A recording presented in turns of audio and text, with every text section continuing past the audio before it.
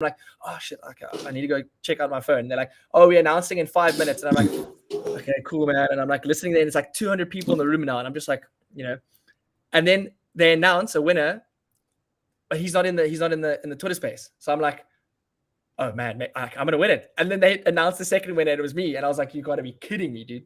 So I go up in front of all these people, like, hey guys, thank you so much, win this like monkey reject. And then after that, I just started jumping into spaces because people would like recognize the monkey reject. So people would invite me up to stage because there's the guy that won the monkey reject. And that actually kind of started giving me a bit of confidence, and that's where I jumped into space. I was lucky in that regard, but yeah, I mean, it was wild. I couldn't believe I won it, and then just kind of that's how I got used to Twitter Spaces and going from there. Talking about spaces, just one W, and then you're hooked. Yeah, I feel like it's one W and you're hooked, and you're just sucked in. Yeah. Oh, 100%. Yeah. Yeah. Jet, you were going on about next question, and I know we're time limited here, so. No. That's fine, man.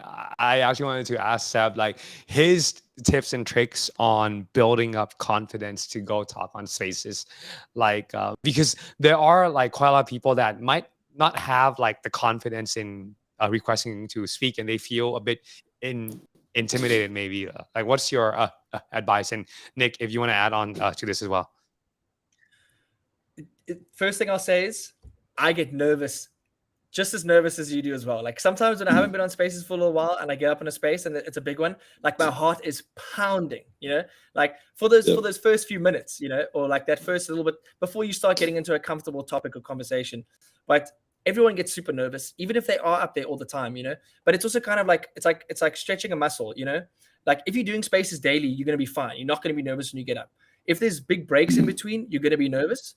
If you're doing it every like second, third day, then you're probably going to be like somewhat build a tolerance. But yeah, I mean, I think just go up there, don't speak unless you have something good to say. I feel like don't feel like you need to say something, because a lot of the times, like it even happens to me when I feel like I need to say something and it maybe just doesn't really fit well with the conversation.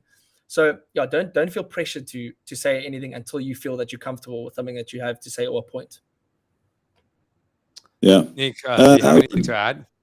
Tips and tricks? Yeah, just on getting into spaces and getting comfortable with spaces.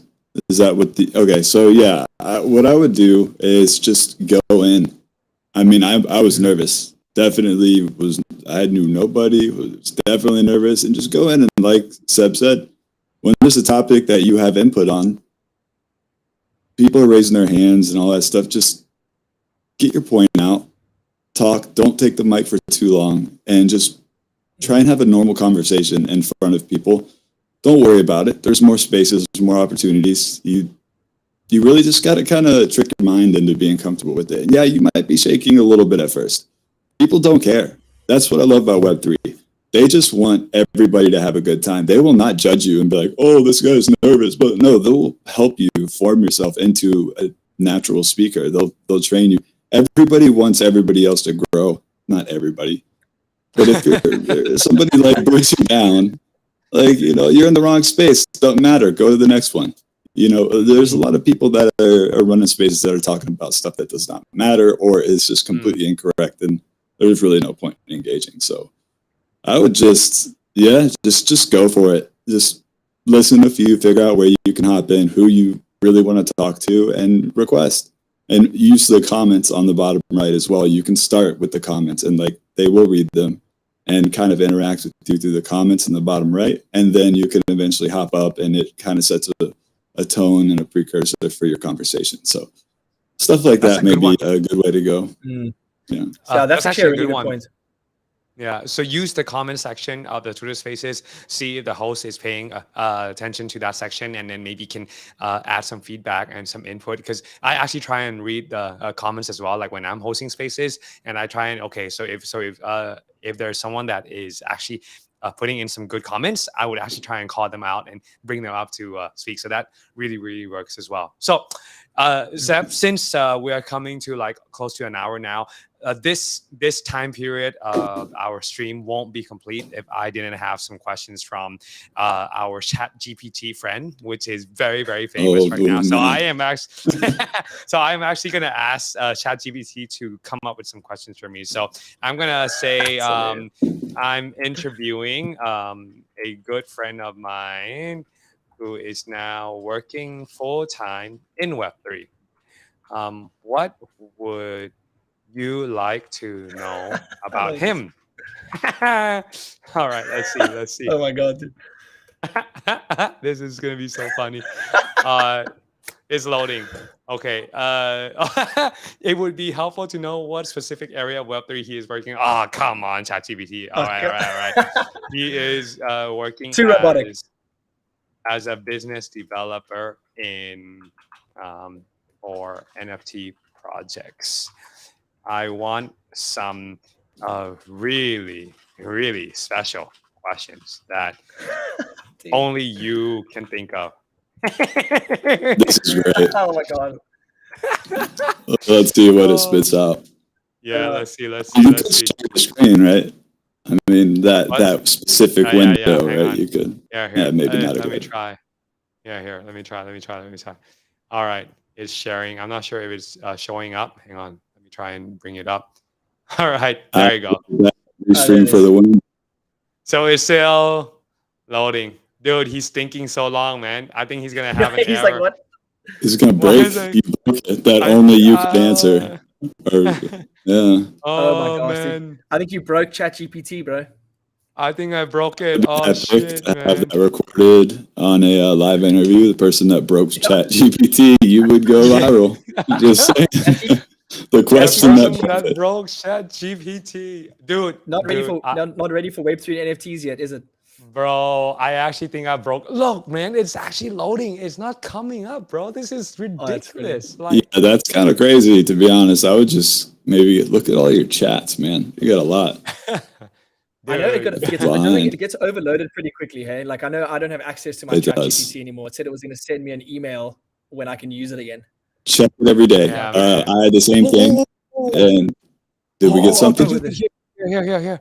Can you tell us about a particularly challenging problem you had to solve in your role as a business developer for NFT projects? Ooh, that's a good one, Seb. Let's shoot. Okay. Can you tell us a particularly challenging problem you had to solve in your role as a business developer for NFT?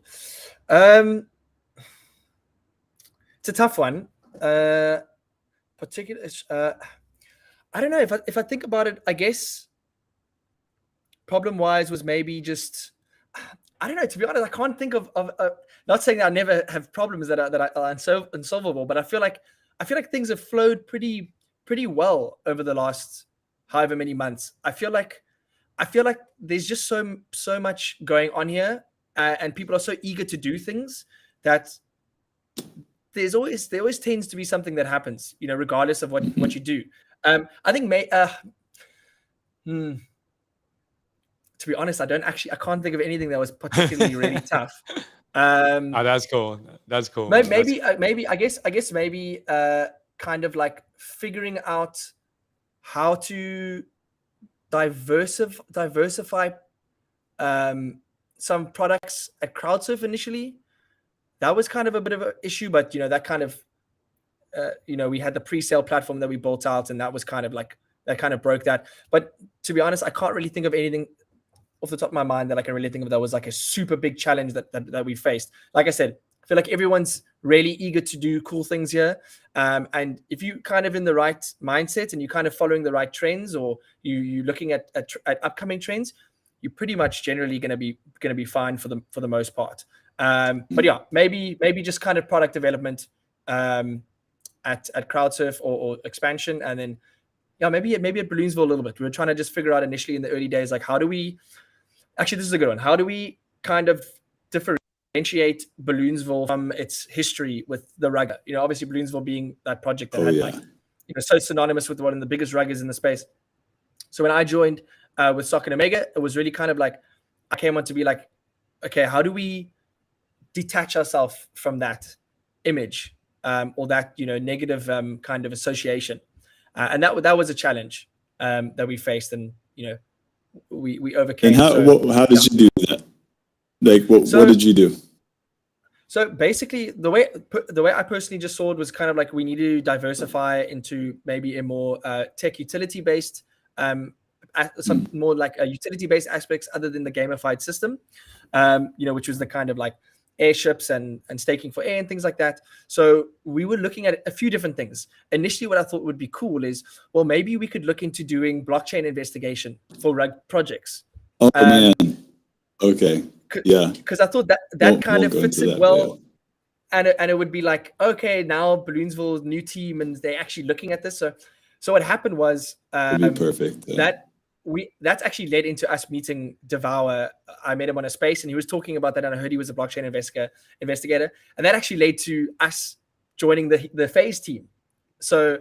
And obviously, there is benefit from Phase that comes to Balloonsville. Obviously revenue that we make there, we put back into Balloonsville project. So that was one aspect. That's where the solution came.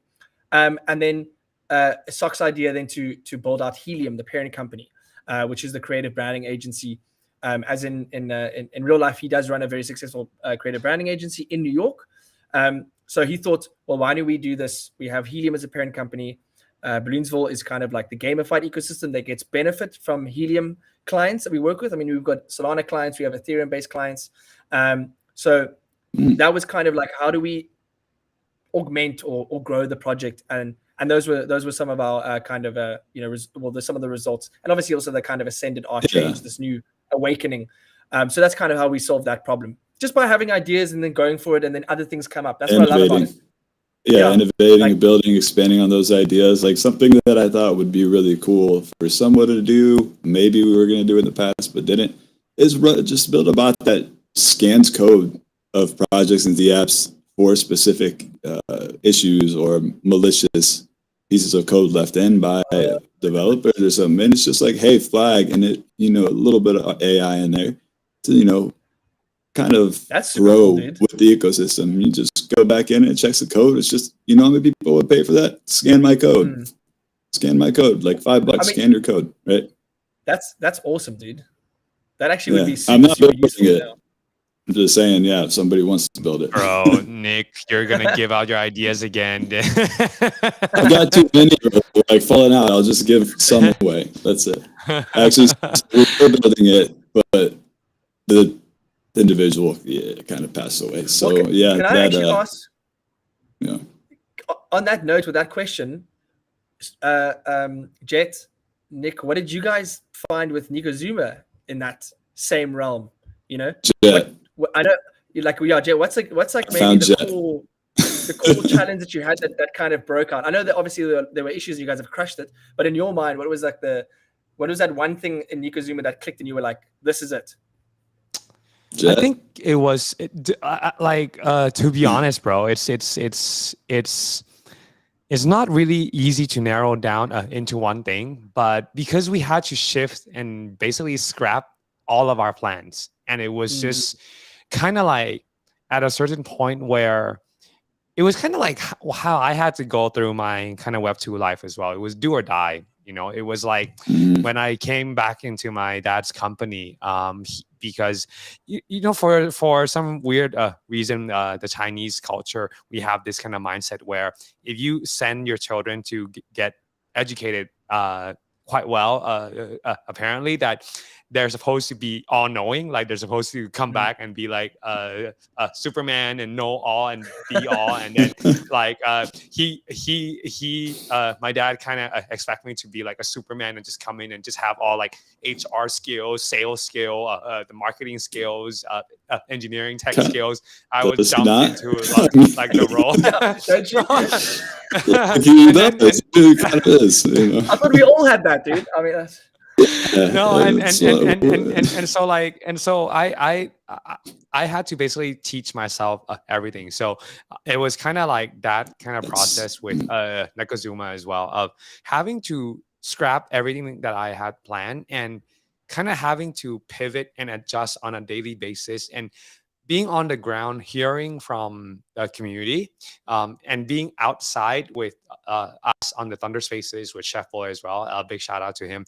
And just hearing the vibes of the market, of what the market really, really wants. And like, I mean, And I guess it was a time where I had to also admit to myself that doing a branded project would not be enough to take us to the next level. Mhm. Maybe one day, maybe when we get to a 20, 30, 40 floor price, or up to 100, then we release our merch line full on. It might make sense then, but With now timing, maybe, the yeah, market kind of yeah, screwed you a little bit. yeah. Maybe if the market didn't hit that, because I remember I was very bullish on your art, your vibes before we really met and seen your project. A lot of people try to Mm, do the storytelling and a brand project similar. You were the only project that I actually paid attention to in that realm because the vibes, the art, the detail, everything was there. So you were set up thanks, man. and you were ready to go. And yeah, Thanks, man. you just are a special individual. And I bet on people, dude. I'm gonna tell you from the outside, I think the reason that you survived is because you just never stopped and you kept innovating, Yeah. kept building, kept growing, kept just Thanks, man. everything. Yeah, Yep, man. and It's dude, like impressive. Yeah. it, it it was super challenging because like, to be honest, like, there's so many voices that are coming at you when you start Oh, to kind of like kick off a bit. Like, there's people that want good for you, and then there's a community that perhaps some are there just to do the flip. and They want, like, for it to moon, and so they say, hey Jet, like, you should do this, do that. And then some of my team members, yeah. they had some some previous experience of the other projects that used to work. And I even had like a team member talk really rudely to me. He was like, Jet, if you don't fucking believe me, it's gonna go to shit and you're gonna fail. And you're gonna fail, Yeah. and then you're gonna come to me, and then I was like, bro, like, I Like, mean, what is if this? it's I mean, like, I mean, dude, like, I literally run like a Can't business. have those vibes. Mhm. I'm not saying that I'm better than anyone else, but I believe in myself enough that with the people that I surround myself with my ability to adapt and change and innovate as well, is definitely not going to lead to any type of failure. And if my gut Yep. feeling, if my theory to do something is not right at that moment, I know as a fact that I'm going to continue asking, checking the vibes of the community, checking the vibes of the market, and continue to also look for solutions, because that's what I learned throughout the years, and that's how I've been able to survive this long in Yeah. Web3 as well, is I never stop learning. And whenever there is someone that's more successful than me, that when there's someone that's smarter than me, that's more experienced, I'm like taking notes, man. Like, I Yeah. take Yeah. out my Yes. phones, I'll like take Hell's notes, and yes, I'll dude. like, and then I will dive deep, and like, like Chris, You should kind of go into that a little bit yeah, on Chris how, like, Chris is a when you find champ, man. someone Like, better than you. Yeah, Chris is yeah, amazing. yeah, You need to like, learn from Chris. them, not backstab them. There's too much of that Exactly, Mhm. going exactly. on. I Yeah. mean, like, Chris would spit stuff on like TA and of the prices of tokens, and Oh man, I'll he's go a on, like, monster. I know, but then quite a lot of people, Yeah. they just listen. But I think it'll be very useful if all of us just go on to a trading view. And dude, the Dude, subscription I've of got it trading up view now. is expensive, but if you think about it, right? If you're in Web3 and you don't know, or you don't understand the dynamics of crypto tokens, and you don't know how to at least understand graphs and movements, volume, Mhm. MACDs, RSIs, and shit like that, and kind of zooming in and zooming out, like, you're, I mean, if you say you're bullish on Web3 and you don't want to learn that kind of stuff, like, for me, it just did not make sense. So I would follow through with Chris, and I'll just hear him speak, and I'll look at the graphs, and I'll look at where he's saying from the markers and the time frames and shit like that, and then I'll like, okay, so that's how Yep. you look. And then I will go and look at tutorials on YouTube.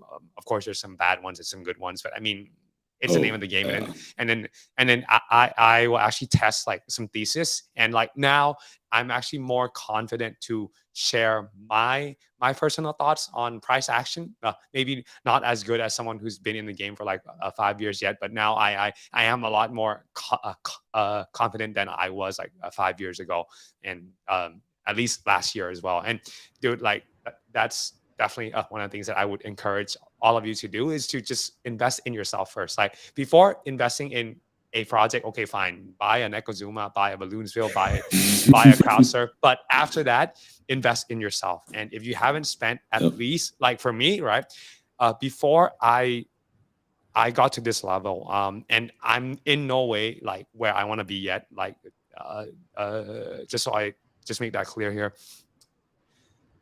I invested at least 100,000 in my personal development. So I bought shitloads of books. I read shitloads of books. I listened to shitloads of podcasts. I went through shitloads of workshops, of seminars. I spent a lot of money on online courses of all types just to get good at public speaking like this, because I don't know if you guys know, but English is not really my first language. I mean, I use it since I was young, Yeah, you but I mean, it's from practice. It's from listening to good speakers like Grant Cardone, who's very charismatic, like Tony Robbins, like Gary Vee. But it comes from hearing the right things and just being mindful and intentional with yourself of where you want to go, you know. So anyways, we can go in that, but I did have some more questions just to end this session off for Seb from ChatGPT, which I think is fucking awesome. So Seb, how do you see the NFT market evolving in the next 5 years? And then I think this could be the last one to kind of wrap things up. That's a great one. That's a great one. So I mean, I think already we've seen a massive kind of increase in just kind of the types of, or like the types of investors who are actually kind of bullish long term. I feel like I kind of feel like there's going to be less and less projects as the market grows. Like within the next 5 years, I think there's going to be more higher quality projects. I think you're not going to be able to get into the space unless you have like good backing, a really solid team. You know, people can actually trust what you're doing. And I think all those types of security measures are going to be in place, Phase. You know, other kinds of things that help to make sure that this is a project that is both going to be a good potential investment. It's also safe to the investor. But I think it's going to be quite incredible. I think being here now and over the last year, like I really feel like these groups and the people that I see in the space now, specifically these projects that are also minted kind of end of last year. And now I don't know. I don't know if you guys can feel it as well, but there's just this group of people that you're feeling that are kind of sticking together, or that are kind of you can see are going to be here for the long run. You know, I feel like and they're doing the right thing. Yes, exactly. They're building those connections. They're building those networks. So I definitely think we're going to see a reduction in projects as time goes on. But I feel like we're going to see a much higher. There's going to be a much higher. There's going to be a larger increase in quality projects. You know, better funding. You know, maybe more fleshed out ideas. Because again, it's like we do things here over the last year. How much has changed and learned? You know, staking and okay, then maybe LPs don't work as well, or this or that. So yeah, I just feel like the market environment's going to change quite drastically. It's hard to say exactly what's going to happen because we just don't know. Like we didn't know what was going to happen 6 months ago. We didn't know what was going to happen 3 months ago. So I just think that we're on a great exponential curve of growth and development, and there's going to be more people that join. Like, yeah, I always look at the space like, you know, it goes up, people join, it goes down, people leave, but there's always a little bit more that stay over. And this like happens over time, and it just grows and grows and grows. So yeah, I'm hugely bullish. I think even as Toli put it, and Toli put it is he's like, you know, so Solana is like very much almost that place where projects also kind of start and build on and grow, and some will move on to other chains. But I feel like this is like the cradle of mankind, but on Solana, you know, things start here. Some of the greatest things start here. Yeah. And some will move on naturally and some will stay. But I feel like Solana is just going to be such a breeding ground of ideas and collaboration. And it's like being here is going to set you up really well to be connected to these other projects on different chains. And these, you know, and obviously cross-chain compatibility is going to, you know, increase. But yeah, I think it's also all going to just meld into one. You know, it's going to be interoperable, you know, like you backpack with the wallet, what you can, it's like ETH, Polygon, Solana. Yeah. So yeah, I think it's going to be awesome. Like, I'm super excited. I think it's just going to be crazy. It's going to be a wild 5 years. Everything that you said is exactly how I think. And I just wanted to add on to literally every sentence that you said there. I agree with that 1000%. All of it. But I'm on the right I'm track. bullish on you. Yes, you are on the right track, man. There's not many people that look at it this way. And I mean, there's so many solutions to so many issues that we can solve with blockchain, man. Transparency is huge. I mean, we're going to be able to have privacy on Solana, ZK text coming. I'm really bullish on some kind of, credit system, not like social credit or anything, just like, hey, I've been in the space and joined this many spaces, and you just have basically your little ID that you put your PFP, the metadata updates, etc., and then over time you grow. Bro, you Okay, gotta stop okay. spitting too much ideas, bro. Someone's gonna steal it. I'm done. All right. But that's the cool thing about what you just said is that like there's already all these things are happening that are going to tie this. There's analytical projects going on about like Twitter Spaces. There's projects that like SourceBot that have all this data on your card. Even Atadians and Asset Crowdsurf looking at. I mean, Atadians a bit more deeper, but with Asset Crowdsurf looking at on-chain data of people's holding through different fluctuating floor prices. So Crowdsurf is doing that. Yeah, that's how we're building we've literally upgrading our entire investor scoring system to it's gonna be crazy. It's gonna be like I've heard a lot about Crowdsurf from some big whales a while ago, a long time ago. It said don't fade Crowdsurf is what I heard. Don't fade Crowdsurf, baby. I won't after today. Meeting Seb. Yeah. Well, I mean, I think that's the thing is, and I think I haven't had as much time to go out there and talk as much as I would like to, but because we've just been so much working development-wise on all these projects, but things have all lined up and they're starting to, like the pillars are starting to kind of fall over now. Like things are coming together. So, but anyway, basically there's lots of projects that are doing analytical data from these different points. Netrunner is looking at your portfolio and your profit and loss. So I can just imagine in the future having all of this information is going to be like just insane, and how that's going to be used interchangeably through projects, or if there's going to be some massive project that just comes, some huge bit, and they just take everything that we've all done and just put it into one thing. I don't know what's going to happen. One agnostic. Yeah. I think we get blockchain agnostic in the end. Yeah. 100%. But I'm not scared about that kind of stuff. I'm just like, I think we're here early, we're here building, we're here developing. We're the people that they're going to come to ask for advice. We are early to build. So everyone You're in not the space just now to make it, you need to build. You're early to have that opportunity to make it by building and participating and just growing. And if things don't work out, like, I mean, obviously there's a horrible trend of obviously in Web3 and NFTs is like, projects being rugged and people losing their investment. And it's horrible. It's horrible. But at the same time, I hope we can get to a place where there's better ways that this can be dealt with. I mean, phase is one option, and I'm not just saying that now to shill, but it's a way for projects to put this funding away. And if something were to happen and you as a project founder were not able to follow through, then the rest of the money raised would be returned to the holders. Is this a black box? It's like it slowly releases to the team as they are building. Like the mint funds all go in, they get half now, a little bit later, or so they'd have a roadmap developed, and then they can also, again, just to preface this, they can change this roadmap. It's not if they do one roadmap, it's that. And basically they would get like a portion of funding first, like basically it's like a phase 0, like maybe 25%, and that's like to do their first section of their roadmap. Then once they've reached phase 1, holders of the NFT can do on-chain voting that yes, they did this, and then it would be passed and the money would be released to the project. So obviously lots of things in place to make sure that this voting is done well, and then it can't be easily manipulated and all this kind of stuff, so that there's fair voting. Like the voting would, if it like a lot of people voted no. Did you see my pitch deck or something? Did you see? I swear, man. This is too funny. But it's not. We're not building that. We're not building that now. We've pivoted. That was a piece before. Yeah. So we'll definitely have a chat afterwards about all this stuff, But in essence, what I'm getting at is that projects are going to, like, businesses fail. Like sometimes it takes someone 3 businesses or 3 or 4 tries before they actually hit a winner. And we just need to find a way that can be done, because unfortunately, I don't think obviously you can pivot over time, and maybe the businesses that are failing and changing is like if the project gets rebranded, but they still have the same holders and they're still doing the same thing. I don't know what that looks like, but yeah, I mean, things, you build something, maybe it doesn't work, you pivot, you build something else.